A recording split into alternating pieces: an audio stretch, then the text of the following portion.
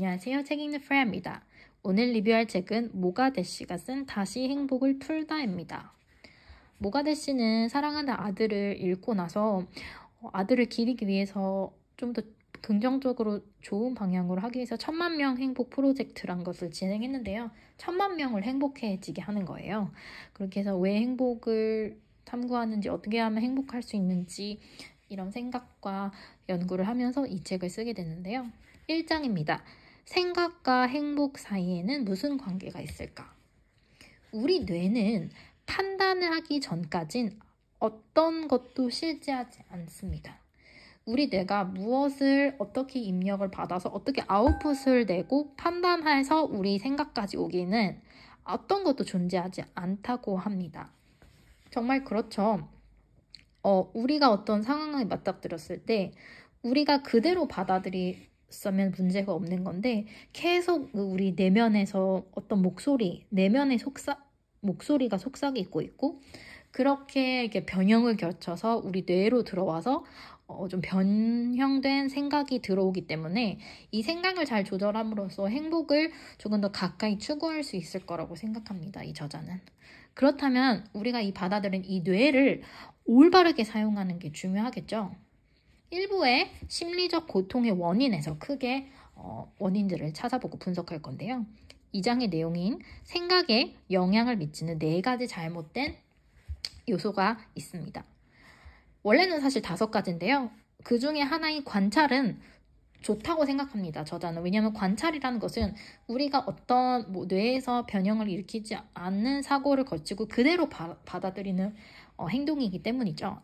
저자가 생각하는 안 좋은, 잘못된 생각에 영향을 끼치는 것들은 1번은 조건 형성이고요. 2번은 재생되는 생각, 3번 억눌린 감정, 그리고 4번은 감춰진 도화선입니다. 어렵게 들릴 수 있지만 쉽게 같이 얘기해 볼까요?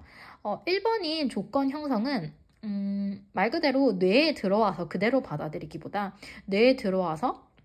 우리의 뇌에 들어와서 생각에 막 조건을 달고 편견을 갖게 하는 그런 형성 과정을 말하는 거예요.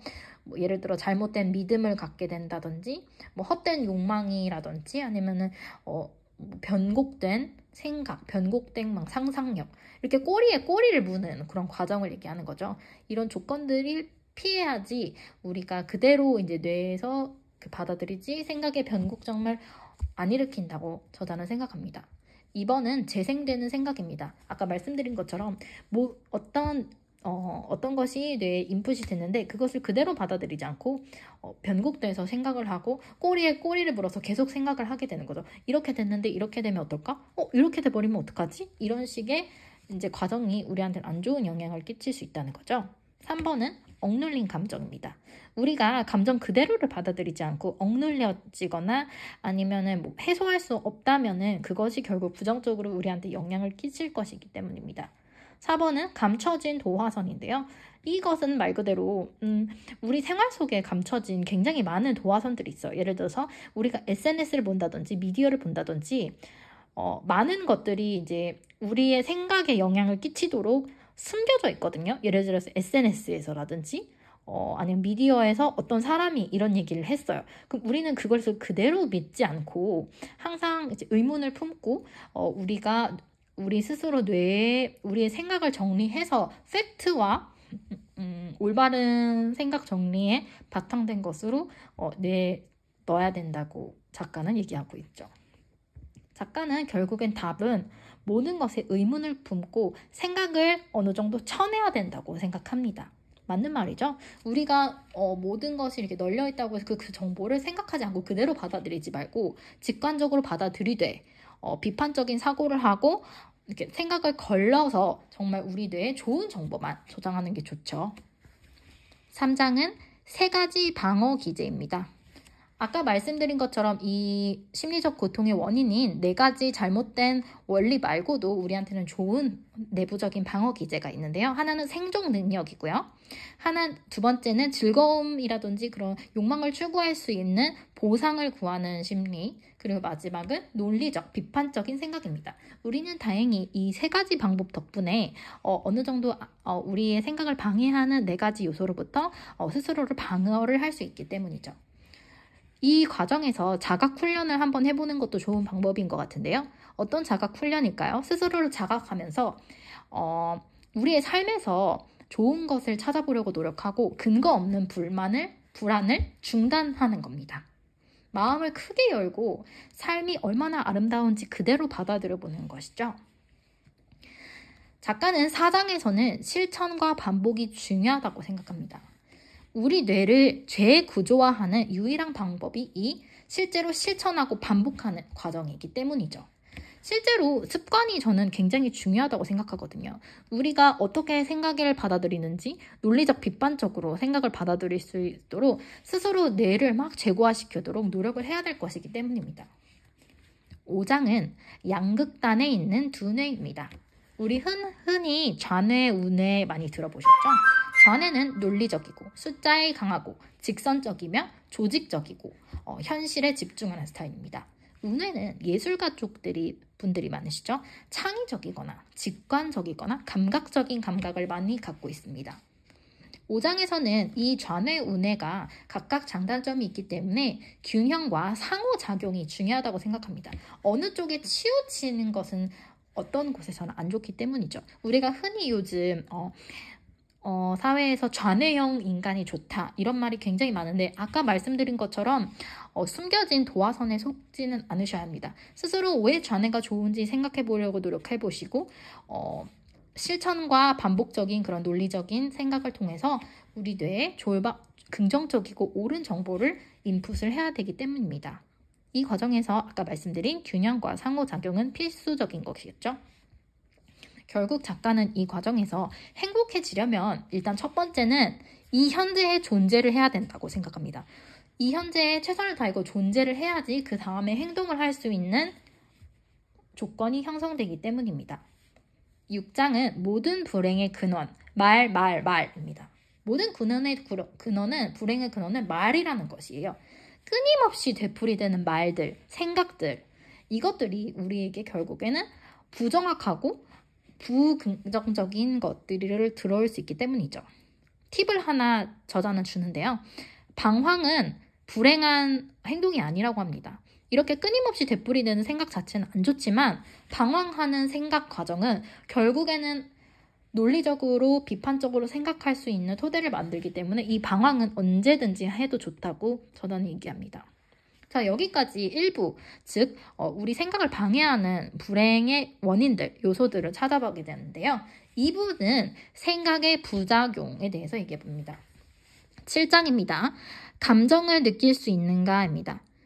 저자는 우리의 생각이 감정을 유발한다 라고 얘기합니다. 정말 맞는 말이라고 저도 생각합니다. 우리가 어떻게 받아들이고 생각하느냐에 따라서 우리의 감정, 즉 행복과도 직결된다고 저도 생각합니다.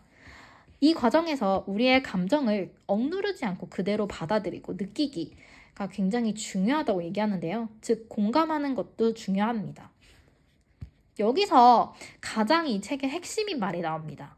핵심이자 솔루션이죠. 제게는 우리가 어떻게 이 감정들에 반응하냐에 따라서 우리의 성장과 자유가 결정됩니다. 이게 아주 중요한 말이라고 저는 생각이 들었는데요. 여러분 혹시 디즈니 영화 인사이드 아웃을 보셨나요? 인사이드 아웃은 영화가 이제 말 그대로 감정들이 있어요. 막 행복 감정, 불행의 감정, 뭐 질투의 감정 이런 감정들이 캐릭터로 나와서 굉장히 유머러스하게 푸는데 결국은 이 감정들이 각각의 이제 독보한 그 성격을 갖고 있고 그것들이 이 상황에 맞닥뜨리게 돼요. 여러 가지 상황. 그 상황에 맞닥뜨리면서 여러 가지 감정들이 막 힘을 합쳐서 굉장히 현명하게 반응을 하면서 지혜롭게 대처를 해나가요. 우리가 어떤 생각들과 상황들을 맞닥뜨렸을 때 여러 가지 감정들이 생기게 되는데요. 그 감정을 그대로 표출하기보다는 우리가 그 감정들을 얼마나 잘 받아들이고 현명하게 반응하냐에 따라서 우리의 성장과 자유가 결정됩니다. 그만큼 생각을 처리하는 이 사고방식이 굉장히 중요한 거죠. 결국에는 긍정적인 마인드가 가장 중요할 것입니다. 8장은 우리의 행복을 지배하는 연장선입니다. 우리의 행복을 너무 지배하려는 요소들은 많아요. 그럴수록 우리는 마음의 긴장을 풀고 평온함을 유지하려고 노력해야 될 것입니다. 9장은 생각의 꼬리를 끊어라입니다. 아까 말씀드린 것처럼 재생산되는 그런 생각들, 이것들을 고리를 끊고 정말 직관적으로 받아들이고 비판적으로 논리적으로 뇌에서 처리를 하는 그 과정을 끊임없이 습관화시키다 보면 우리한테는 언젠가는 행복을 정말 느낄 수 있는 그 상태에 존재하면서 행복을 느낄 수 있는 그런 때도 오겠죠. 이때 중요한 것은 우리가 하려고 하는 그런 생각들이 우리한테 유익하고 긍정적인 생각이어야 합니다. 그리고 가장 중요한 것은 아까 말씀드린 것처럼 실천과 반복, 즉 행동하기이죠. 행동하지 않고서는 우리는 변할 수 없기 때문입니다. 3부로 돌아와서는 마무리하면서 더 행복한 삶을 향한 경로로 시작합니다. 10장에서는 현실 세계에 들어온 것을 환영합니다. 이렇게 좀 긍정적으로 저자가 얘기를 하는데요. 아까 말씀드린 것처럼 저자는 현실에 머무르고 현재에 존재함으로써 행동하고 행복을 느끼는 것에 더 가까이 간다고 생각합니다. 현재에 집중하고 명상 같은 방향을 통해서 현실 세계에서 머무르고 현재의 존재 한번 해볼까요, 우리도? 당신이 행복하다고 생각하기가 11장의 주제입니다. 스스로가 나는 행복해, 나는 이렇게 받아들일 거야, 이런 식으로 좋은 것만 받아들이려고 노력하고 안 좋은 것들은 생각들을 쳐내려고 하고 당신이 행복하다고 느끼기, 이 현재에 머무르면서 행복하다고 스스로 느끼는 것이 중요하다고 생각합니다. 12장은 몰입하기입니다. 칙센트 마하이라는 분이 현재에 몰두하고 어떤 일에 몰입하는 것은 아주 행복의 중요한 요소 중에 하나다라고 말한 것이 기억이 나는데요. 현재의 존재를 하고 현재에 몰입함으로써 행복에 가까워지는 과정을 느낄 수 있을 것이기 때문입니다. 마지막 13장에서는 드디어 이제 이런 과정을 거쳐서 자신만의 탄탄하고 긍정적인 세계를 만들어라입니다. 이 책의 제목인 다시 행복을 풀다처럼 이렇게 여러한 과정을 거치고 행복을 품으로써 스스로 자신의 세계, 즉 탄탄하고 좋은 것들로 이제 걸쳐서 생각이 똘똘 뭉친 행복한 세계를 만들 수 있을 거기 때문입니다. 여러분, 이 책을 정말 권하는 이유는 행복해지려면 어떻게 해야 되나? 이런 생각을 다시 한번 해보게 되는 책이기 때문이에요. 내가 객관적으로 행복하더라도 한 번씩 이렇게 부정적이거나 감정적인 생각이 드는 거 왜일까? 이런 생각도 자주 해주게 만드는 책이기 때문이에요. 우리 작가가 얘기한 대로 현재에 머무르면서 안 좋은 생각들은 쳐내고 비판적으로 논리적으로 생각하며 현재에 머무러보는 습관을 가져보면 어떨까요? 오늘도 들어주셔서 감사합니다.